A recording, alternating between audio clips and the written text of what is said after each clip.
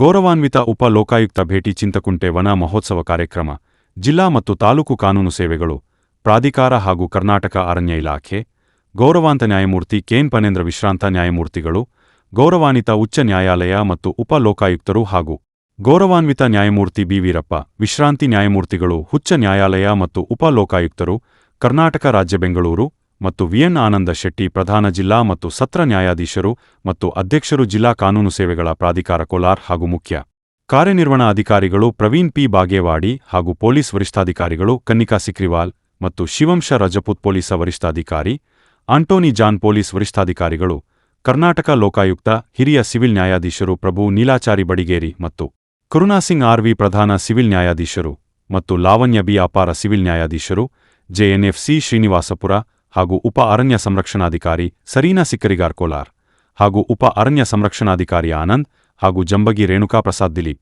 ಉಪ ವಿಭಾಗಾಧಿಕಾರಿ ಮತ್ತು ಶಿವರಾತ್ರೇಶ್ವರ ಸ್ವಾಮಿ ಎಸ್ಎನ್ ಸಹಾಯಕ ಅರಣ್ಯ ಸಂರಕ್ಷಣಾಧಿಕಾರಿಗಳು ಕೋಲಾರ್ ಹಾಗೂ ಅಧಿಕಾರಿಗಳು Girish R Dhanalakshmi KP GS Sudheendra ಡಾ ಸರ್ವೇಶ್ ಶ್ರೀನಿವಾಸಪುರ ಪೊಲೀಸ್ ಇಲಾಖೆ ಮತ್ತು ರಾಯಲ್ಪಾಡ ಇಲಾಖೆ ಅಧಿಕಾರಿಗಳು ಮತ್ತು ಸಿಬ್ಬಂದಿ ವರ್ಗ ಮುಖ್ಯ ಶಿಕ್ಷಕರು ವೆಂಕಟರೆಡ್ಡಿ ಶ್ರೀನಿವಾಸಪುರ ವಲಯ ಅರಣ್ಯ ಅಧಿಕಾರಿಗಳು ಹರೀಶ್ ವರ್ಧನ್ ಮತ್ತು ಹರೀಶ್ ಕುಮಾರ್ ಜಿ ಹಾಗೂ ಕೋಲಾರ್ ಅರಣ್ಯ ವಿಭಾಗ ವಲಯ ಅರಣ್ಯ ಅಧಿಕಾರಿಗಳು ಮತ್ತು ಶ್ರೀನಿವಾಸಪುರ ವಲಯ ಅರಣ್ಯ ಅಧಿಕಾರಿಗಳು ಸಿಬ್ಬಂದಿ ಉಪಸ್ಥಿತರಿದ್ದು ಕಾರ್ಯಕ್ರಮದಲ್ಲಿ ಗೌರವಾನ್ವಿತ ಅಧಿಕಾರಿಗಳ ಸಲಹೆ ಸೂಚನೆಗಳ ವನಮಹೋತ್ಸವ ಕುರಿತು ಸಂಕ್ಷಿಪ್ತ ಹೇಳಿಕೆ ನೀಡಿದರು.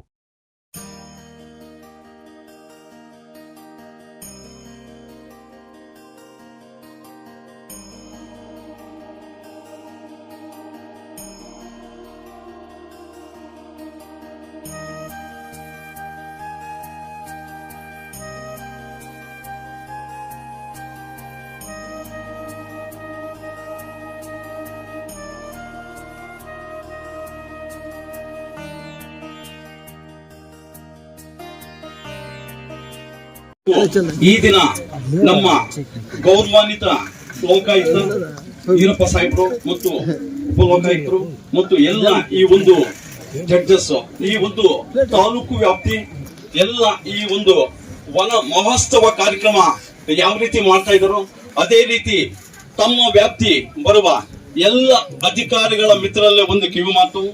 ನಮ್ಮ ಲೋಕಾಯುಕ್ತ ಸಾಹೇಬರು ಈಗಾಗಲೇ ಒಂದು ಅವರ ಹೆಜ್ಜೆ ಒಂದು ಸಮೃದ್ಧಿ ಪ್ರತಿಯೊಂದರಲ್ಲೂ ನಿರಾಕರವಾಗಿ ಒಂದು ಜನರ ಸೇವೆಗೆ ಸದಾ ದುಡಿಸಿ ಅವರ ಒಂದು ಯಾವುದೇ ರೀತಿ ಕಾರ್ಯರೂಪದಲ್ಲಿ ಒಂದು ಮುಂದಾಳತ್ವ ಅವರ ಕುಟುಂಬಕ್ಕೆ ತೊಂದರೆ ಆಗದೆ ಒಂದು ಕಾಪಾಡಿ ನಿಮ್ಮ ಒಂದು ಅಧಿಕಾರ ಅವಧಿನಲ್ಲಿ ನೀವು ಯಾವ ರೀತಿ ಅಧಿಕಾರ ಅವಧಿನಲ್ಲಿ ಜನರ ಸೇವೆ ಮಾಡ್ತಿರೋ ಆ ಒಂದು ನಿವೃತ್ತಿ ಅಧಿಕಾರದಲ್ಲಿ ನಿಮಗೆ ಅಷ್ಟೇ ಒಂದು ಸಾರ್ಥಕ ಸೇವೆ ಇರುತ್ತೆ ಒಂದು ಮಾತು.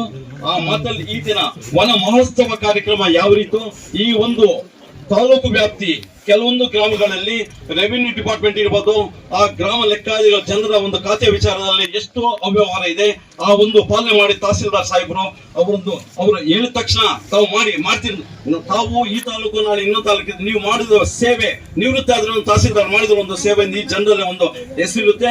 ಕಾರ್ಯನಿರ್ವಹಣಾಧಿಕಾರಿ ಸರ್ವೇಶ್ ಅವರ ಒಂದು ನೀರು ವಿಚಾರ ಆಗ್ಬೋದು ಯಾವುದೇ ನಾವು ಒಂದು ಸ್ಪಂದಿಸಿದ್ರೆ ಅವರು ಮಾತಾಡ್ತಾರೆ. ಬೆಸ್ಕಾಂ ಇಲಾಖೆ ಇರ್ಬೋದು ಪ್ರತಿಯೊಂದು ಆಲ್ ಡಿಪಾರ್ಟ್ಮೆಂಟ್ಸ್ ತಮ್ಮ ಗಮನ ಹರಿಸಿ ಈ ವನ ಮಹೋತ್ಸವ ಕಾರ್ಯಕ್ರಮ ಯಾವ ರೀತಿ ತಮ್ಮ ಒಂದು ಅಧಿಕಾರಾವಧಿನಲ್ಲಿ ಜನರ ಸೇವೆ ಯಾವ ರೀತಿ ನೀವು ಲೈನ್ ಆಲ್ ಡಿಪಾರ್ಟ್ಮೆಂಟ್ಸ್ ಮಾಡ್ತಿರೋ ಈ ಒಂದು ವನ ಸೇವೆ ಆದ ಒಂದು ಸಾರ್ಥಕ ಆಗುತ್ತೆ. ಈ ಒಂದು ಕಾರ್ಯಕ್ರಮದಲ್ಲಿ ಈಗಾಗಲೇ ಲೋಕಾಯುಕ್ತ ಸಾಹೇಬರ ಒಂದು ಈ ಒಂದು ಶ್ರೀನಿವಾಸರು ಭೇಟಿ ಆದಾಗ ಯಾವ ರೀತಿ ಎಲ್ಲ ಅಧಿಕಾರಿಗಳು ಒಂದು ಚುರುಕು ಪಡೆದಿದ್ದಾರೋ ಈಗ ಒಂದು 50% ಇದೆ, ಇನ್ನೂ ಚುರುಕು ಬಿಡಬೇಕು. ತಮ್ಮ ಒಂದು ನೀವು ಒಂದು ಅಧಿಕಾರಿಗಳು ಮಾಡಿ ನಿಮ್ಮ ಒಂದು ನಿವೃತ್ತ ಜೀವನದಲ್ಲಿ ತಾವು ಒಂದು ಜನ ಸೇವೆ ಯಾವ ರೀತಿ ಮಾಡ್ತಿರೋ ನಿಮ್ಮ ಒಂದು ನಿವೃತ್ತ ಸೇವೆಗೆ ಒಂದು ಸಾರ್ಥಕ ಆಗುತ್ತೆ. ನೀವು ನಿವೃತ್ತಿ ಆದಾಗ ಒಂದು ಆ ಒಂದು ಇಡೀ ಸಮಾಜದಲ್ಲ ಇಡೀ ದೇಶದಲ್ಲಿ ಇಂತ ಒಂದು ಅಧಿಕಾರಿ ಮಾಡಿದ್ರು ಅಂತ ಒಂದು ಹೆಸರು ಬರುತ್ತೆ. ಈ ವನ ಮಹೋತ್ಸವ ಕಾರ್ಯಕ್ರಮ ಯಾವ ರೀತಿ ತಮ್ಮ ಜನ ಸೇವೆಯನ್ನು ಯಾವ ರೀತಿ ಮಾಡ್ಬೇಕು ಅಂತ ಹೇಳ್ತಾ ಗೌರವಾನ್ವಿತ ತಮ್ಮ ಈರಪ್ಪ ಸಾಹೇಬರ ಅಧಿಕಾರಿಗಳು ಲೋಕಾಯುಕ್ತ ಸಾಹೇಬರು ಎಲ್ಲ ಜಡ್ಜಸ್ ಎಲ್ಲ ಅಧಿಕಾರಿ ಮಿತ್ರಗಳ ಹೊಂದಿಸುತ್ತಾ ಈ ಒಂದು ಕಾರ್ಯಕ್ರಮ ನಾನು ಬಂದು ಇಲ್ಲಿ ಎರಡು ಮಾತು ಹೇಳಿದಂತ ಎಲ್ಲ ಗೌರವಾನ್ವಿತ ಅಧಿಕಾರಿ ಮಿತ್ರರಿಗೂ ಹೊಂದಿಸುತ್ತಾ ನನ್ನ ಮಾತು ಮುಗಿಸ್ತಾ ಇದ್ದೆ. ನಾಲ್ಕು ಗಿಡ ಹಾಕ್ಬಿಟ್ಟು ಮತ್ತೆ ಅದಕ್ಕೆ ನೀರು ಹಾಕದೆ ಸತ್ತೋಗುತ್ತೆ ಅಂದ್ರೆ ವನಮಹೋತ್ಸವ ಆಗೋದಿಲ್ಲ. ಏನು ನಾವು ಗಿಡ ಹಾಕ್ತಿವೋ ಅದು ಒಂದು ಸಾಯ್ದರ್ ನೋಡ್ಕೊಳ್ಳೋ ಜವಾಬ್ದಾರಿ ನಮ್ಮೆಲ್ರಿಗೂ ಇದೆ. ಎಸ್ಪೆಷಲಿ ನಮ್ಮ ಮೇಡಮ್ ಜವಾಬ್ದಾರಿ ಜಾಸ್ತಿ ಇದೆ. ಒಂದು ಗಿಡ ಸಾಯಂಗಿಲ್ಲ ಇಲ್ಲಿ ಹಾಕಿದ್ದು ಮೇಡಮ್. ಮಳೆ ಬಂದಿಲ್ಲ ಅನ್ನೋ ಗೊತ್ತಿಲ್ಲ, ಟ್ಯಾಂಕು ಹೊಡಿಬೇಕು, ನೀವು ಜೊತೆಗೆ ಕೇಳ್ಬೇಕು. ನಮ್ಮ ಮಕ್ಕಳು ಬರ್ತಾರೆ, ನಮ್ಮ ಮೇಷ್ಟ್ರು ರಿಕ್ವೆಸ್ಟ್ ಮಾಡ್ಕೋತೀವಿ ನಾವು. ನಮ್ಮ ಪತ್ರಕರ್ತರು ಬರ್ತಾರೆ, ನೀರು ಹಾಕಕ್ ಬರ್ಬೇಕು. ನಾನು ಪಡೆದ ಸಾಹೇಬ್ ಸಣ್ಣನು ಬರ್ತೀವಿ. ನೀವು ನೀರು ಮಾಡಿ ಬರ್ಬೇಕಂದ್ರೆ ನಾವು ಈ ಮಕ್ಕಳನ್ನ ಎಷ್ಟು ಚೆನ್ನಾಗಿ ಬೆಳೆಸ್ತೀವಿ ಅಂದ್ರೆ ಆ ಮರಗಳನ್ನ ಅದನ್ನ ನಾವು ಅದು ಮಕ್ಕಳ ತರ ಅದನ್ನ ನಾವು ಬೆಳೆಸಿದ್ರೆ ಮುಂದೊಂದು ದಿವಸ ಈ ಮಕ್ಕಳು ನಾಳೆ ಬೆಳಗ್ಗೆ ಏನು ಈ ದೇಶದ ನಾಯಕರಾಗ್ತಾರೋ ಅವು ಈ ದೇಶದ ನಮ್ಮನ್ನ ಕಾಪಾಡೋ ನಾಯಕರಾಗ್ತಾರೆ ಈ ಮರಗಳು. ಅದನ್ನ ಮಾಡಬೇಕು ಅಂದ್ರೆ ನಮ್ಮ ಮಕ್ಕಳನ್ನ ಯಾವ ರೀತಿ ನಾವು ಬೆಳೆಸ್ತೀವೋ ಆ ರೀತಿ ನಾವು ಅಂದ್ರಪ್ಪ ನಮ್ಮ ಊರು ಉಳಿಸಿದ್ರಪ್ಪ ಅನ್ನೋ ಭಾವನೆ ಬೇಕು. ಹುಡುಗ ಇರ್ಲಿ ಹುಡುಗಿ ಇರ್ಲಿ ಎಲ್ಲ ಇವಾಗ ಎರಡೂ ಒಂದೇ, ಈಕ್ವಲ್. ಅದೆಲ್ಲ ಇಲ್ಲ, ಆ ಕಾಲ ಹೋಯ್ತು. ಹೆಣ್ಮಕ್ಳು ಬೇರೆ, ಇವಾಗ ಹೆಣ್ಮಕ್ಳ ಜೋರು, ಎಲ್ಲದರಲ್ಲೂ ಜೋರು. ಕರಪ್ಷನ್ ಹೆಣ್ಮಕ್ಳ ಸ್ವಲ್ಪ ಜೋರು ಆಗ್ಬಿಟ್ಟಾರೆ ಇವಾಗ. ಅದಾಗಬಾರ್ದು ಅಂದ್ರೆ ಸರ್ ನಮ್ಮ ಮೇಷ್ಟ್ರುಗಳಲ್ಲಿ ರಿಕ್ವೆಸ್ಟ್ ಮಾಡ್ಕೋತೀನಿ, ಮಕ್ಕಳ ಸಂಸ್ಕಾರ ಬೆಳೆಸಿ ಸರ್. ಒಳ್ಳೆ ಸಂಸ್ಕಾರ ಬೆಳೆಸಿದ್ರೆ ಅವ್ರು ಏನೇ ಆಗಲಿ ಬದುಕ್ತಾರೆ ಸರ್. ಅವ್ರಿಗೆ ತ್ಯಾಗ ಮನೋಭಾವನೆ ಬೆಳೆಸಿ, ಡೆಡಿಕೇಶನ್ ಬೆಳೆಸಿ.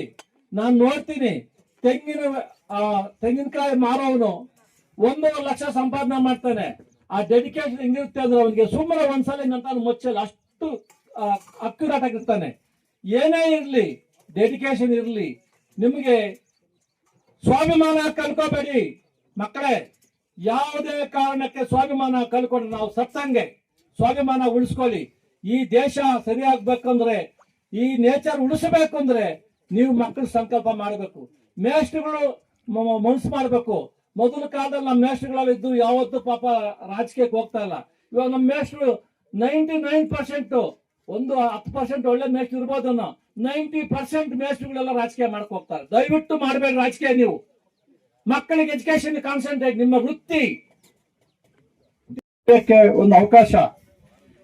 ನನ್ನ ಪ್ರಕಾರ ನಮ್ಮ ತಾಯಿ ನಮ್ಮನ್ನು 9 ತಿಂಗಳು ಮಾತ್ರ ಇರ್ತಾಳೆ, ನಮ್ಮನ್ನ ಒಪ್ಕೊಂತಾಳೆ. ಆದ್ರೆ ಈ ಭೂತಾಯಿ ಪ್ರಕೃತಿ ನಾವು ಕೊನೆವರೆಗೂ ಮತ್ತೆ ಭೂಮಿಗೆ ಹೋದ್ರು ನಮ್ಮನ್ನ ಕೆಲವು ಕಡೆ ಉಳ್ತಾರೆ, ಭೂಮಿ ಒಳಗಡೆ ಹಾಕ್ತಾರೆ, ಕೆಲವು ಬರ್ನ್ ಮಾಡ್ತಾರೆ. ಅದು ಭೂಮಿಯಲ್ಲೂ ನಮ್ಮನ್ನ ಎತ್ಕೊಳ್ಳುತ್ತೆ. ನಾವು ಸತ್ರು ನಮ್ಮನ್ನ ಅದನ್ನ ಹೊರುತ್ತೆ. ಈ ಭೂತಾಯಿಯನ್ನ ಆ ಪ್ರೀತಿ ಇಟ್ಕೋಬೇಕು. ಪ್ರಕೃತಿ ನಮ್ಮ ತಾಯಿ ತಂದೆಗಿಂತ ಹೆಚ್ಚಾಗಿ ನಾವು ಪ್ರಕೃತಿಯನ್ನ ಪ್ರೀತಿ ಮಾಡಿದ್ರೆ ಮಾತ್ರ ನಮಗೆ ಉಳಿಗಾಲ ಅಂತ ನನ್ನ ಭಾವನೆ. ಆಮೇಲೆ ಎಲ್ಲ ನಮ್ಮ ಮಕ್ಕಳಿಲ್ಲಿ ಯಾರಿದಾರೋ ಇವತ್ತು ನಿಮ್ಗೆ ರಜಾ ಇರ್ಬೇಕಲ್ಲ, ರಜಾ ಇಲ್ಲ, ಆದರೂ ಬಂದಿದ್ದೀರಿ, ಸ್ಕೂಲ್ ಅವರ್ಸ್ ಬಿಟ್ಟು ಬಂದಿದ್ದೀರಾ. ನಿಮಗೆ ಆ ಒಂದು ಪ್ರಕೃತಿ ಏನು ನಿಮಗೆ ಆ ಪ್ರೀತಿ ಇದೆಯಲ್ಲ, ನೀವು ಮತ್ತೆ ನಿಮ್ಮ ಟೀಚರ್ಗಳು 8 ಕೋಟಿ ಜನ ಇದ್ದೀವಿ ಕರ್ನಾಟಕದಲ್ಲಿ. 8 ಕೋಟಿ ಜನ ಒಂದು 5 ವರ್ಷ ಎಲ್ಲಾ ಬರ್ತಡೇಗಳು ಗಿಡಗಳು ಹಾಕುವ ಮುಖಾಂತರ ಮಾಡಿದ್ರೆ ಎಷ್ಟು ಕೋಟಿ ಆಗುತ್ತೆ? 40 ಕೋಟಿ ಗಿಡಗಳು ಬಂದ್ಬಿಡ್ತವೆ. ಅದನ್ನ ಮಾಡ್ತಾ ಇಲ್ಲ. ಎಲ್ಲಾ ಮಕ್ಕಳಿಗೆ ತಂದೆ ತಾಯಿಯನ್ನ ಚಾಕ್ಲೇಟ್ ಕೇಳಬೇಡಿ. ಬರ್ತಡೇ ದಿವಸ ನಾನು ಗಿಡ ಹಾಕ್ಬೇಕು, ನಿಮ್ ಜಾಗದಲ್ಲಿ ಒಂದೊಂದು ಗಿಡ ಹಾಕಿರಿ. ನೀವು ಗಿಡ ಹಾಕಿದಾಗ ಖುಷಿ, ಅದ್ರಲ್ಲಿ ಎಂಜಾಯ್ ಮಾಡ್ತೀರಿ. ನೀವು ಯಾರಾದ್ರೂ ಈ ಕೋತಿ ಆಟ ಆಡ್ತೀರಾ? ಹೇಳಿ ಮಕ್ಕಳೇ, ಕೋತಿ ಆಟ ಆಡ್ತೀರಾ ಇಲ್ವಾ? ಮರಗಳ ಎಲ್ಲ ಆಡಕ್ಕೆಲ್ವಾ? ಊರ್ ಸುತ್ತು ಮರಗಳೇ ಇಲ್ಲ. ನಾವಲ್ಲಿದ್ದಾಗ ಸುತ್ತು ತೋಪುಗಳು ಎಲ್ಲ ಅಲ್ಲೇ ಬಿದ್ದು, ಅಲ್ಲೇ ಆಡಿ, ನೀರಲ್ಲಿ ಬಿದ್ದು ಎದ್ದು. ನಿಮ್ಗೇನಿಲ್ಲ. ಇವಾಗ ನೀವು ಸ್ವಲ್ಪ ಸಫಿಸ್ಟಿಕೇಟೆಡ್ ಆಗ್ಬಿಟ್ಟಿರಿ, ಟೌನಲ್ಲಿ ಸೇರ್ಕೊಂಡು ಏನು ಗೊತ್ತಿಲ್ಲ. ಆ ನೇಚರ್ ಜೊತೆಲಿ ಎಂಜಾಯ್ ಮಾಡ್ಬೇಕು. ಆ ಮರಗಳ ಮಧ್ಯದಲ್ಲಿ ಬಿದ್ದು ಎದ್ದು ಖುಷಿ, ಮಜಾನೇ ಬೇರೆ. ಆ ಕೊಂಬೆಯಿಂದ ಮೇಲೆ ಜಂಪ್ ಮಾಡಿ ಕೆಳಗಡೆ ನೀರು ಬಿದ್ರೆ ಆ ಖುಷಿನೇ ಬೇರೆ. ಎಷ್ಟು ದುಡ್ಡು ಕೊಟ್ಟರು ಬರಲ್ಲ ಆ ಖುಷಿ, ಅಲ್ವೇನ್ರ? ಎಂಜಾಯ್ ಮಾಡ್ತಾ ಇದ್ರೆ ಇಲ್ವಾ? ಆ ಮಕ್ಕಳಿಗಿಂತ ನೀವು, ಆ ಸಮಾಜಕ್ಕಿಂತ ನೀವು ಬೆಟ್ರು ಅಂತ ಎಲ್ಲ ಸಂಕಲ್ಪ ಮಾಡಬೇಕು ಮಕ್ಕಳೇ. ಸಮಾಜ ಬದಲಾವಣೆ ಮಾಡಬೇಕು ಅಂದ್ರೆ ನೀವು ಓದೋ ಜೊತೆಗೆ ನೀವು ಒಳ್ಳೆ ಸಂಸ್ಕಾರ ಬೆಳೆಸ್ಕೊಳ್ಳಿ. ನಾನೆಲ್ಲ ಗುರುಗಳು ರಿಕ್ವೆಸ್ಟ್ ಮಾಡ್ಕೊತೀನಿ, ಸರ್ ನಮ್ಮ ಮಕ್ಕಳಿಗೆ ಇನ್ಸಿಸ್ಟ್ ಮಾಡಬೇಡಿ ಸರ್, 99 ಬರಬೇಕು ಅಂತ. ನಾನು 35% ಬಂದಿದ್ದು, ಇವತ್ತು 100% ಸಿಟಿಜನ್ ಆಫ್ ಇಂಡಿಯಾ ಆಗಿದ್ದೀನಿ. ಆ ಮಕ್ಕಳನ್ನ ನೀವು 99 ಬರ್ಬೇಕು, ಚೆನ್ನಾಗಿ ಓದಬೇಕು ಮಕ್ಕಳೇ. ಅದ್ರ ಸೇಮ್ ರೈಟ್ ಸಂಸ್ಕಾರ ಬೆಳೆಸ್ಕೊಳ್ಳಿ. ನೀವು ಒಂದು ಮನೆಯಿಂದ ಒಂದು ಊರಿಂದ ನೀವು ಬಂದ್ರೆ ಆ ಊರಿಗೆ ನೀವು ಆಶ್ರಯ ಆಗ್ಬೇಕು. ಆ ಊರಿಗೆ ಬಾಡನ ಆಗ್ಬಾರ್ದು. ನೀವು ನಾಳೆ ಒಳ್ಳೆ ವಿದ್ಯಾವಂತರಾದ್ರೆ, ಒಂದು IAS IPS ಏನೋ ಆದ್ರೆ, ಜಡ್ಜ್ ಆಗಲಿ, ಯಾರೇ ಆಗಲಿ, ಏನೇ ಅಧಿಕಾರಿ ಆಗಲಿ, ನಿಮ್ಮೂರಿಗೆ ನೀವು ಆಧಾರ ಸ್ತಂಭ ಆಗ್ಬೇಕು. ನಿಮ್ಮೂರಿಗೆ, ನಿಮ್ಮ ದೇಶಕ್ಕೆ, ನಮ್ಮ ರಾಜ್ಯಕ್ಕೆ ನೀವು ಬಾಡನಾದ್ರೆ ನಮ್ಮ ಜೀವನ ವ್ಯರ್ಥ ಅಂತ ನನ್ನ ಭಾವನೆ. ನಮ್ಮ ಜೀವನ ಜೊತೆಗೆ ನಮ್ಮ ಜೀವನ ಹೆಂಗಿರ್ಬೇಕು ಅಂದ್ರೆ, ನೀವು ಊರೊಳಗಡೆ ಬಂದ್ರೆ, ಒಬ್ಬ ಅಧಿಕಾರಿಯಾಗಿ ಬಂದ್ರೆ ಇದ್ದೀವಿ. ಈ ಪ್ರತಿ ವರ್ಷ ನಾವು ಮಾಡ್ತಾ ಇದೀವಿ, ಒಂದ್ ಜಯಂತಿ ತರಾನೇ ಇದು. ಬಟ್ ಇದದ್ದು ನಾವು ಸ್ವಲ್ಪ ಅರ್ಥ ಮಾಡ್ಬೇಕು, ನಾವು ಯಾಕೆ ಮಾಡ್ತಾ ಇದೀವಿ. ಇದು ಒಂದು ಹೆರಿಟೇಜ್ ತರ ಇದೆ, ನಮ್ ತಂದೆ ತಾಯಿ ನಮ್ಗೆ ಕೊಟ್ಟಿದ್ದು. ಇದು ನಮ್ದು ಜವಾಬ್ದಾರಿ ಇದೆ, ಇದನ್ನು ಉಳಿಸ್ಕೊಳ್ಳಿಕ್ಕೆ ನಮ್ದು ಜವಾಬ್ದಾರಿ. ಈಗ ನಾವು ಇದನ್ನು ನೆಕ್ಸ್ಟ್ ಜನರೇಷನ್ಗೆ ಪಾಸ್ ಮಾಡ್ತಾ ಇದ್ದೀವಿ. ಇದದ್ದು ಸಂರಕ್ಷಣೆ ಮಾಡುದು, ಇದಕ್ಕೂ ಸರಿಯಾಗಿ ನೋಡ್ಕೋಬೇಕು, ಇದೆಲ್ಲ ನಮ್ ಜವಾಬ್ದಾರಿ. ನಾವು ಅರ್ಥ ಮಾಡಬೇಕು, ನಾವು ಯಾವ ಸೃಷ್ಟಿ ಅಂದ್ರೆ how we are connected.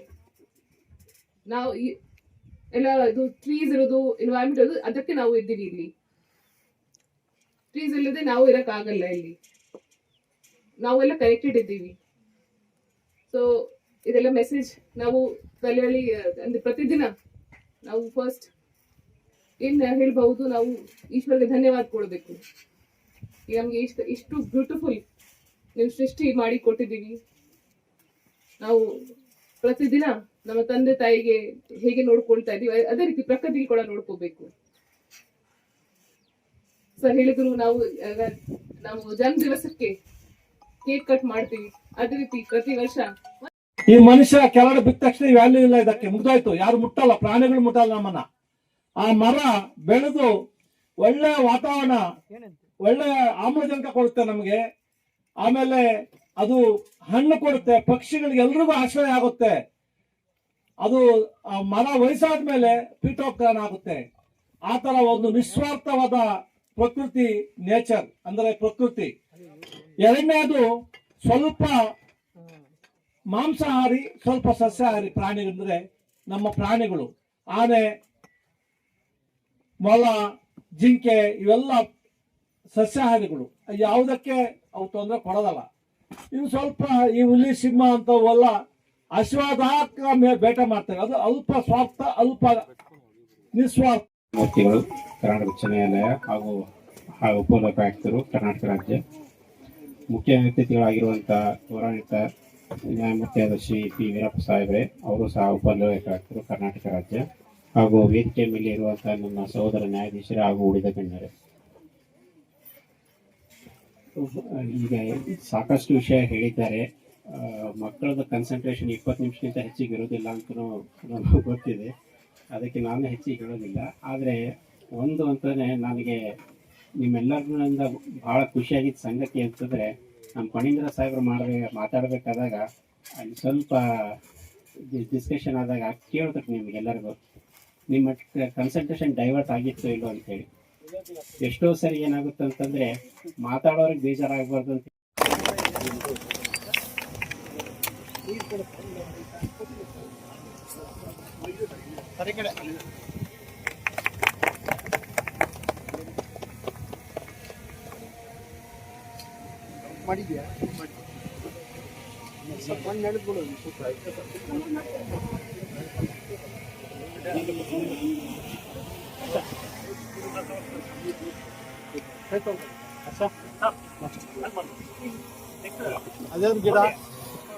ನಡೆಸ್ಕೊಳ್ಳಿದೆ.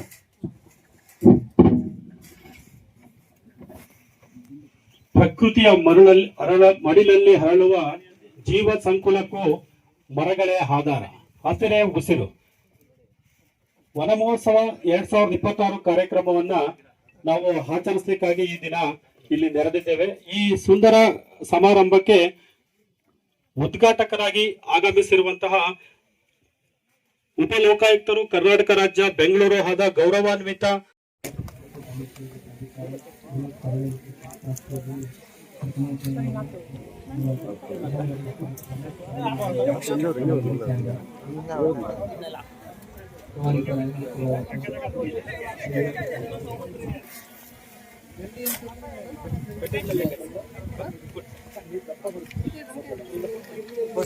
Sir ನೋಡಿ ಸರ್ ಈ ಕಡೆ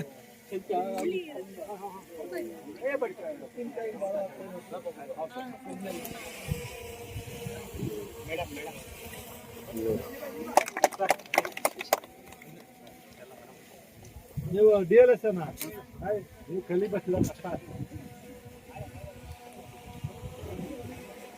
ಈ ಕಾಲ ಗಿಡ ಹಾಕ್ತಾ ಇದ್ಯಾ? ಬೇಡ ಬೇಡ, ನಿಮ್ದು ಆಗಲ್ಲ. ನಮ್ಮ ಪಡ್ರಿ ಅವ್ಕೊಂಡು ನೀವೆಲ್ಲ ಚೆನ್ನಾಗಿ ಕಲ್ತಿರ್ಬೇಕಲ್ಲ.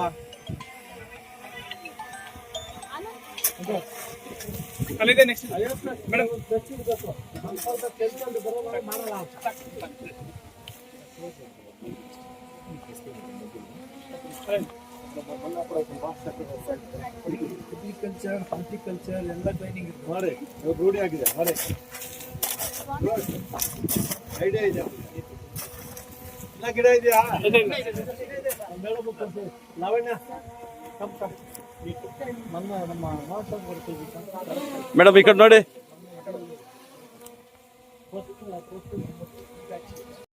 ಅರಣ್ಯ ಮಹೋತ್ಸವ ಅಂದರೆ ದೊಡ್ಡ ಹಬ್ಬ. ಆದ್ದರಿಂದ ವನ ಮಹೋತ್ಸವವನ್ನು ಪ್ರಕೃತಿಯನ್ನು ಸಂರಕ್ಷಿಸುವ ಹಬ್ಬವಾಗಿದೆ. ಸೊ ಇದರ ಮಹತ್ವ ಏನು ಅಂತಂದ್ರೆ, ಇದರಲ್ಲಿ ಕಾಡನ್ನ ನಾವ್ ಯಾಕೆ ರಕ್ಷಣೆ ಮಾಡಬೇಕು ಮತ್ತೆ ಅದರಿಂದ ನಮ್ಗೆ ಏನು ಉಪಯೋಗಗಳು ಅಂತ ನಾನು ಸ್ವಲ್ಪ ಸಂಕ್ಷಿಪ್ತವಾಗಿ ಹೇಳ್ತೇನೆ. ಸೊ ಮೊದಲು ಪರಿಸರ ಸಂರಕ್ಷಣೆಯನ್ನ ನಾವು ಯಾಕೆ ಮಾಡಬೇಕು? ಸೊ ಮರಗಳು ವಾತಾವರಣದಲ್ಲಿರುವ ಕಾರ್ಬನ್ ಡೈಆಕ್ಸೈಡ್ ಅನ್ನು ಹೀರಿಕೊಂಡು ಆಮ್ಲಜನಕವನ್ನು ಬಿಡುಗಡೆ ಮಾಡುತ್ತವೆ. ಇದರಿಂದ ಶುದ್ಧ ಗಾಳಿ ದೊರೆಯುತ್ತದೆ ಮತ್ತು ಪರಿಸರ ಸಮತೋಲನವನ್ನು ಕಾಪಾಡುತ್ತದೆ. ಮರಗಳು ಜಾಗತಿಕ ತಾಪಮಾನವನ್ನು ಕಡಿಮೆ ಮಾಡಲು ಸಹಕಾರಿಯಾಗುತ್ತದೆ. ಹೆಚ್ಚು ಮರಗಳಿದ್ದರೆ ಪರಿಸರ ತಂಪಾಗಿರುತ್ತದೆ ಮತ್ತು ಹವಾಮಾನ ಬದಲಾವಣೆ ಪರಿಣಾಮ ಕಡಿಮೆ ಆಗುತ್ತದೆ. ಅರಣ್ಯಗಳು ಮಳೆ ಚಕ್ರವನ್ನು ಸಮತೋಲನದಲ್ಲಿಡಲು ಸಹಕಾರಿಯಾಗುತ್ತವೆ. ಮರಗಳ ಸಂಖ್ಯೆ ಹೆಚ್ಚಾದರೆ ಉತ್ತಮ ಮಳೆಯಾಗುವ ಸಾಧ್ಯತೆ ಹೆಚ್ಚುತ್ತದೆ. ಮರಗಳ ಬೇರು ಮಣ್ಣನ್ನು ಗಟ್ಟಿಯಾಗಿ ಹಿಡಿದಿಡುವುದರಿಂದ ಮಣ್ಣಿನ ಸವೆತ, ಪ್ರವಾಹ ಮತ್ತು ಭೂಕುಸಿತದಂತಹ ಸಮಸ್ಯೆಗಳು ಕಡಿಮೆ ಆಗುತ್ತವೆ. ಅರಣ್ಯಗಳು ಪಕ್ಷಿಗಳು, ಪ್ರಾಣಿಗಳು ಮತ್ತು ವಿವಿಧ ಜೀವಿಗಳಿಗೆ ಸಸ್ಯಗಳನ್ನ ನೆಟ್ಟಿದ್ದೇನೆ. ಅದರ ಜೊತೆಗೆ ಇವತ್ತು ಸಹ ಅದನ್ನ ಕಾಪಾಡ್ಕೊಂಡು ಬಂದಿದ್ದೀನಿ. ಇವತ್ತು ನಮ್ಮ ತೋಟದಲ್ಲಿ 400ಕ್ಕೂ ಹೆಚ್ಚು ನಾನು ನೆಟ್ಟಿರುವಂತಹ ಸಸ್ಯಗಳಿದಾವೆ. ಖಂಡಿತವಾಗಿ ಪ್ರತಿಯೊಬ್ಬರು ಸಹ ಕನಿಷ್ಠ 10 ಸಸ್ಯಗಳನ್ನ ನಡುವುದು ಮುಖಾಂತರ ನಾವೆಲ್ಲ ಒಂದು ಶಬ್ದವನ್ನು ಮಾಡಬೇಕು. ಇವತ್ತು ಮುಂಬರುವ ದಿನಗಳಲ್ಲಿ ಕನಿಷ್ಠ 10 ಸಸ್ಯಗಳನ್ನು ಪ್ರತಿಯೊಬ್ಬ ವ್ಯಕ್ತಿಯು ಸಹ ಸಂರಕ್ಷಣೆ ಮಾಡಬೇಕಾದಂತ ಒಂದು ಕಾರ್ಯಕ್ರಮ ನಂಬ್ಕೋಬೇಕು ಮತ್ತು ಜವಾಬ್ದಾರಿಯನ್ನು ತಗೋಬೇಕು. ಅದರ ಜೊತೆಗೆ ಅನೇಕ ಸಸ್ಯಗಳು ಬಹುಮುಖ್ಯವಾಗಿ ಬೆಲೆ ಬಾಳುವಂತ ಸಸ್ಯಗಳಿಗೆ ಈ ಪ್ರಾಮುಖ್ಯತೆ ಕೊಟ್ಟಿದ್ದಾರೆ. ಶ್ರೀಗಂಧದ ಸಸ್ಯಗಳು ಸುಮಾರು ನಮ್ಮ ತಾಲೂಕಿನಲ್ಲಿ ಸುಮಾರು 20. ಈ ಜಿಲ್ಲೆಯ ಪ್ರಧಾನ ಜಿಲ್ಲಾ ಮತ್ತು ಸಸ್ಯ ನ್ಯಾಯಾಧೀಶ ಆನಂದ್ ಶೆಟ್ಟಿ ಅವರೇ, ಈ ಜಿಲ್ಲೆಯ ಪೊಲೀಸ್ ವರಿಷ್ಠಾಧಿಕಾರಿಯಂತಹ ಶ್ರೀಮತಿ ಕನ್ನಿಕಾ ಸಿಕ್ಕೇವಾಲ ಅವರೇ, ಎಡಿಸಿ ಮೇಡಮ್ ಅವರೇ, ಮಾನೀಶ್ ಮೇಡಮ್ ಅವರೇ,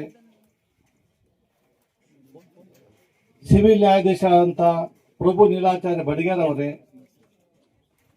ಕರುಣ್ ಸಿಂಗ್ ರವರೇ, ಶ್ರೀಮತಿ ಲಾವಣ್ಯರವರೇ, ಉಪ ಅರಣ್ಯ ಸಂರಕ್ಷಣಾಧಿಕಾರಿಯಂತಹ ಸರೀನಾ ಶಿಕ್ಲಿಗರ್ ಅವರೇ, ಆನಂದ್ ಎಚ್ ಅವರೇ, ಜಂಬಿಗೆ ರೇಣುಕಾ ಪ್ರಸಾದ್ ಅವರೇ, ಶಿವರಾತ್ರ ಸ್ವಾಮಿ ಎಂ ಅವರೇ, ಗಿರೀಶ್ ಅವರೇ, ಧನಲಕ್ಷ್ಮಿ, ಸುಧೀಂದ್ರ, ಸರ್ವೇಶ್, ಶಂಕರಾಚಾರ್,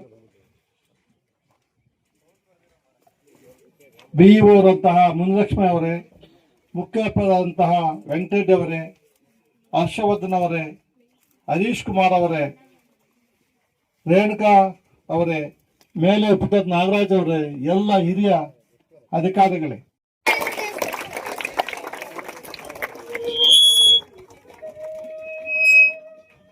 ಬನ್ನಿ ಸರ್.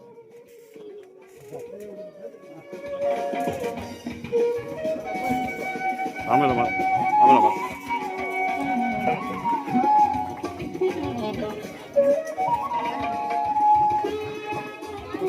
ಬನ್ನಿ ಸರ್, ತಹಸೀಲ್ದಾರ್ ಸರ್.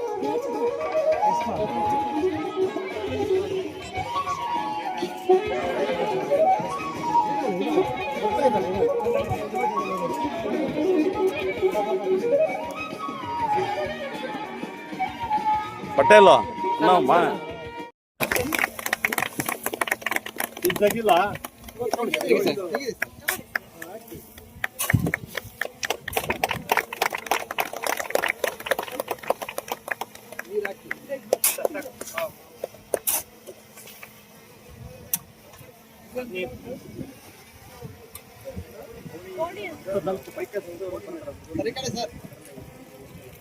ಸರ್ ಈ ಕಡೆ ನೋಡಿ ಸರ್.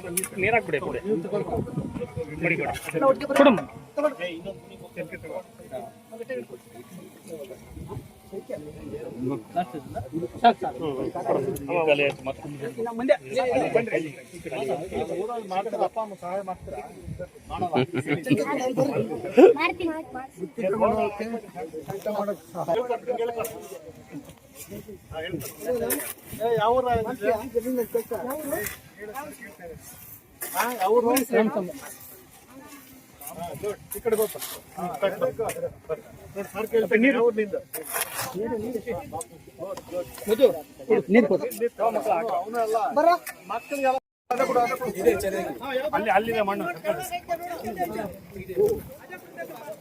ಮೇಡಮ್ ನೋಡ್ತೀನಿ ನಾನು ಹೆಂಗ್ ಮಾಡ್ತೀರಿ ಹುಷಾರು ಹುಷಾರು ನಿಧಾನ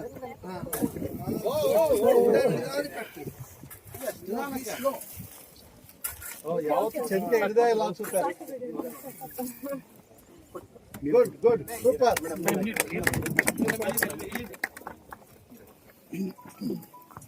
ಮೇಡಮ್ ನೋಡಿ ಈ ಕಡೆ.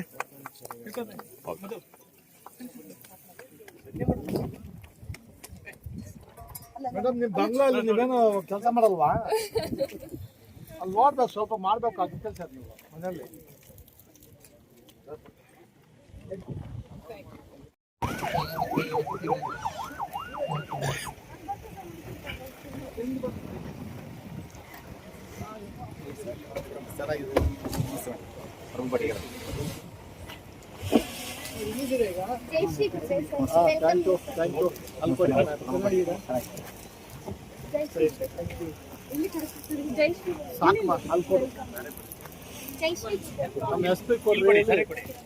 ಮೇಡಮ್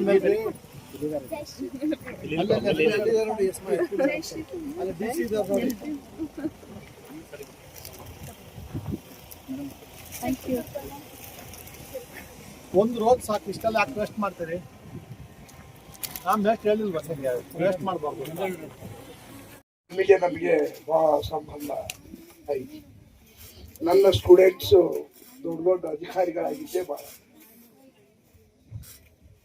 40 ನಿಮಿಷದ ಪೀರಿಯಡಲ್ಲಿ ನಾನು 20 ನಿಮಿಷ ಮಾತ್ರ ಪಾಠ ಮಾಡ್ತಿದ್ದೆ. ಇನ್ನು 20 ನಿಮಿಷವನ್ನ ನಿಮ್ಮ ಏಳಿಗೆಗಾಗಿ ತಿಳುವಳಿಕೆಯನ್ನು ಕೊಡ್ತಾ ಇದ್ದೆ. ಇಡೀ ವಿಶ್ವದ ಮೂಲೆ ಮೂಲೆಗಳಲ್ಲಿ ನನ್ನ ಸ್ಟೂಡೆಂಟು ದೊಡ್ಡ ದೊಡ್ಡ ಆಫೀಸರ್ಸ್ ಇದ್ದಾರೆ. ತುಮಕೂರಿನ MLA ಕೂಡ ಜ್ಯೋತಿ ಗಣೇಶರವರು ಕೂಡ ನನ್ನ ಸ್ಟೂಡೆಂಟ್ ಇದೆ. ಅಷ್ಟೇ ಅಲ್ಲ, ನನ್ನ ಮಗಳು DF, DCF, IFS, ಇನ್ನೊಬ್ಬಳು ಮಗಳು PSI, ಮಗ ಇಂಜಿನಿಯರು. ಬಿಡಿ, ನನ್ನ ಪರಿಚಯ ಮಾಡಕ್ ಬಂದಿಲ್ಲ, ಸ್ವಲ್ಪ ಆದ್ರೂ ಹೇಳಿದ್ರೆ ಚೆನ್ನಾಗಿರುತ್ತೆ. ಯಾವನೋ ಒಬ್ಬ ಬಂದ ಹೇಳ್ಬಿಟ್ಟ ಹೋಗ್ಬಿಟ್ಟ, ಅದು ಏನು ನಾನು ಜಾಸ್ತಿ ಹೇಳಲ್ಲ. ಇಲ್ಲಿ ಬೇರಿದಂತ ಪ್ರಮುಖರು ಒಳ್ಳೊಳ್ಳೆ ಮಾತುಗಳನ್ನು ಹೇಳ್ಬಿಟ್ಟಿದ್ದಾರೆ. ಒಳ್ಳೊಳ್ಳೆ ಮಾತುಗಳಂದ್ರೆ ನೀವೆಲ್ಲರೂ ಆ ಮಾತುಗಳನ್ನು ಅನುಸರಿಸಿದ್ದೇ ಆದ್ರೆ ನೀವು ನಮ್ಮ ಕರ್ನಾಟಕದ ಸ್ಟ್ಯಾಂಡರ್ಡ್. ಎಲ್ಲರೂ ಪ್ರಾಮಾಣಿಕವಾಗಿ ಏನ್ ಮಾಡಿದ್ರಿ, ಡೈವರ್ಟ್ ಆಗಿತ್ತು ಅಂತ ಹೇಳಿದ್ರಿ. ಈ ಪ್ರಾಮಾಣಿಕತೆಯನ್ನು ನಾನು ಬಹಳ ಶ್ಲಾಘಿಸ್ತೀನಿ. ಮತ್ತು ಈ ಪ್ರಾಮಾಣಿಕತೆಯನ್ನು ನೀವು ಯಾವತ್ತೂ ಸದಾ ಇಟ್ಕೊಳ್ಳಿ. ನಮ್ಮ ಕೋರ್ಟ್ನಲ್ಲಿ ಬಂದಾಗ ಸಹಿತ ಎಷ್ಟೋ ಸರಿ ಪ್ರಮಾಣ ವಚನ ಮಾಡಿದ್ರು ಸಹಿತ ಅಪ್ರಾಮಾಣಿಕವಾಗಿ ಇರ್ತಾರೆ ಅವರು. ಅಂಥದ್ದೆಲ್ಲ ನಿದರ್ಶನ ನಾವು ಬಹಳ ನೋಡಿದ್ದೀವಿ. ಅದಕ್ಕೆ ಈ ಪ್ರಾಮಾಣಿಕತೆಯಿಂದ ನೀವು ಯಾವತ್ತೂ ನಿಮ್ಮ ಆಸ್ತಿಯಾಗಿ ಇಟ್ಕೊಳ್ಳಿ. ಮತ್ತು ಇಷ್ಟು ಏನು ಗಣ್ಯರು ಹೇಳಿದ್ದಾರಲ್ಲ, ಅದನ್ನೆಲ್ಲ ನಿಮ್ಮ ಮನಸ್ಸಿನ ಆಳದಲ್ಲಿ ಇಳಿಸ್ಕೊಂಡು ಈ ಪ್ರಕೃತಿಯನ್ನು ಉಳಿಸೋ ಕಡೆ ನೀವು ಪ್ರಾಮಾಣಿಕ ಪ್ರಯತ್ನ ಮಾಡ್ತೀರಿ ಮತ್ತು ಮಾಡಿ ಅಂತ ಹೇಳ್ತಾ ನನ್ನೊಂದು 2 ಮಾತು ಮುಗಿಸ್ತೀನಿ. ಜೈ ಹಿಂದ್, ಜೈ ಕರ್ನಾಟಕ. ತುಂಬಾ ಖುಷಿ ಆಗ್ತದೆ. ಯಾಕಂದ್ರೆ ಇವತ್ತು ಒಬ್ಬ ರೈತ ಮರಗಳನ್ನ ಗಿಡಗಳನ್ನ ಬೆಳೆಸಿ ಕೋಟ್ಯಾಧಿಪತಿ ಆಗುವಂತಹ ಒಂದು ಕಾರ್ಯಕ್ರಮವನ್ನು ಅರಣ್ಯ ಇಲಾಖೆಯವರು ಅವರ ಸಹಕಾರದೊಂದಿಗೆ ಹಮ್ಮಿಕೊಂಡು ಇವತ್ತು ಯಶಸ್ವಿಯಾಗಿ 25 ರೈತರು ತುಂಬಾ ಸಂತೋಷದಿಂದ ಜೀವನ ಮಾಡ್ತಾ ಇದ್ದಾರೆ.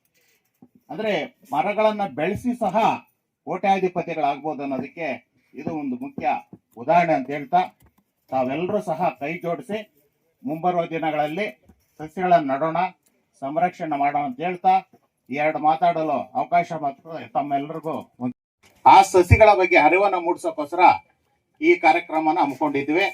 ಅದರ ಜೊತೆಗೆ ಈ ವರ್ಷ 43 ಶಾಲೆಗಳನ್ನ ಗುರುತಿಸಿ ಏನು ಮಾದರಿ ಶಾಲೆಗಳಾಗಿ ಇದು ಡೆವಲಪ್ ಮಾಡ್ತಾ ಇದೀವಿ ನಾವು.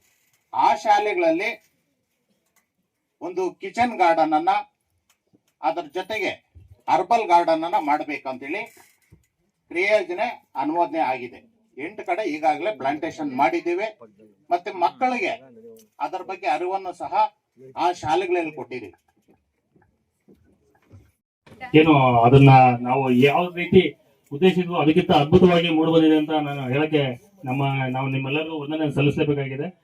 ಮೊಟ್ಟ ಮೊದಲನೇದಾಗಿ ಕಾರ್ಯಕ್ರಮದ ಉದ್ಘಾಟನೆ ಮಾಡಿದಂತ ಗೌರವಾನ್ವಿತ ನ್ಯಾಯಮೂರ್ತಿ ಶ್ರೀಯುತ KN ಫಣೀಂದ್ರ ಸರ್, ಉಚ್ಚ ನ್ಯಾಯಾಲಯ ಮತ್ತು ಉಪಲೋಕಾಯುಕ್ತರು, ಕರ್ನಾಟಕ ರಾಜ್ಯ ಬೆಂಗಳೂರು, ಇವರಿಗೆ ಬಹಳ ಹಿಂದೆ ಅವರು ಚಿಕಾಗೋ ನಗರಕ್ಕೆ ಹೋಗ್ಬೇಕಾಗಿತ್ತು. ಹೋಗೋದಕ್ಕೆ ನಿಮ್ಗೆಲ್ಲ ಕತೆ ಗೊತ್ತಿದೆ. ಚಿಕಾಗೋ ನಗರಕ್ಕೆ ಹೋಗೋದಕ್ಕೆ ಮುಂಚೆ ಒಬ್ಬ ಮಹಾರಾಜ ಅವ್ರಿಗೆ ಊಟಕ್ಕೆ ಕರೀತಾರೆ. ಬಹಳ ಭೂರಿ ಭೋಜನ, ತುಂಬಾ ಚೆನ್ನಾಗಿ ಊಟ ಹಾಕ್ತಾರೆ. ಖುಷಿ ಆಗುತ್ತೆ ಅವ್ರಿಗೆ. ಮಜ್ಜಿಗೆ ಅನ್ನ ತಿಂತಾ ಇರ್ತಾರೆ, ಎಲ್ಲರೂ ಮೊಸರು ಅನ್ನ ತಿಂತಾ ಇರ್ತಾರೆ. ಅವಾಗ ಆ ಅಡಿಗೆಯವರು ಜಿಲೇಬಿ ಬಳಸೋದ್ ಮರ್ತ್ಬಿಟ್ಟಿರ್ತಾರೆ. ಅವಾಗ ಓಡ್ ಬರ್ತಾರೆ, ಅಯ್ಯೋ ಜಿಲೇಬಿ ಬಳಸೋದ್ ಪರಿಸರದ ಉಳಿವಿಗಾಗಿ ನನ್ನನ್ನು ನಾನು ಸಮರ್ಪಿಸಿಕೊಳ್ಳುತ್ತೇನೆ. Thank you. ಸೊ ವನ ಮಹೋತ್ಸವ ಕೇವಲ ಗಿಡ ನೆಡೆಯುವ ಕಾರ್ಯಕ್ರಮವಾಗಿರೋದಲ್ಲ, ಅದು ಪ್ರಕೃತಿಯ ಮೇಲಿನ ನಮ್ಮ ಪ್ರೀತಿ ಮತ್ತು ಜವಾಬ್ದಾರಿಯನ್ನು ತೋರಿಸುವ ಹಬ್ಬವಾಗಿದೆ. ಪ್ರತಿಯೊಬ್ಬರು ಗಿಡಗಳನ್ನು ನೆಟ್ಟು ಅವುಗಳನ್ನು ಸಂರಕ್ಷಿಸಿದರೆ ನಮ್ಮ ದೇಶವು ಹಸಿರು, ಆರೋಗ್ಯಕರ ಮತ್ತು ಸುಂದರವಾಗುತ್ತದೆ. ಇಂದು ಒಂದು ಗಿಡ ನೆಡೋಣ, ನಾಳೆ ಹಸಿರ ಭವಿಷ್ಯ ಕಟ್ಟೋಣ ಎಂದು ಹೇಳ್ತಾ ನನ್ನ 2 ಅದೇ ರೀತಿ PWD ಇಲಾಖೆಯವರಿಂದ ಅನುಮತಿಯನ್ನು ಪಡೆದು ಈ ಸರಿ ನಾವು ಕ್ರಿಯಾ ಯೋಜನೆಯನ್ನು ತಯಾರಿಸಿದ್ದೀವಿ. ಅದರ ಜೊತೆಗೆ ಬಹುಮುಖ್ಯವಾಗಿ ಏನು ರೋಡ್ ಸೈಡ್ ಪ್ಲಾಂಟೇಶನ್ಗೆ ಪ್ರಾಮುಖ್ಯತೆಯನ್ನು ನಾವು ಕೊಟ್ಟಿದ್ದೇವೆ.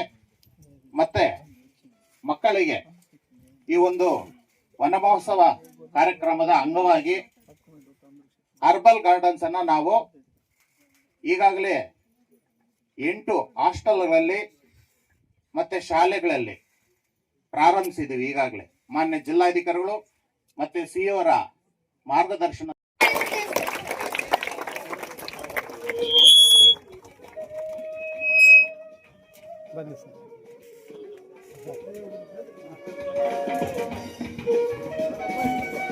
ಆಮೇಲೆ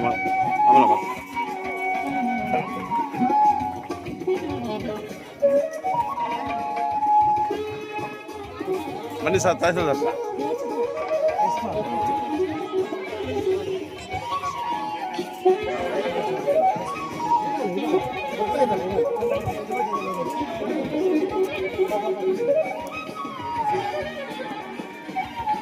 ಪಟೇಲ್ ನಮ್ಮ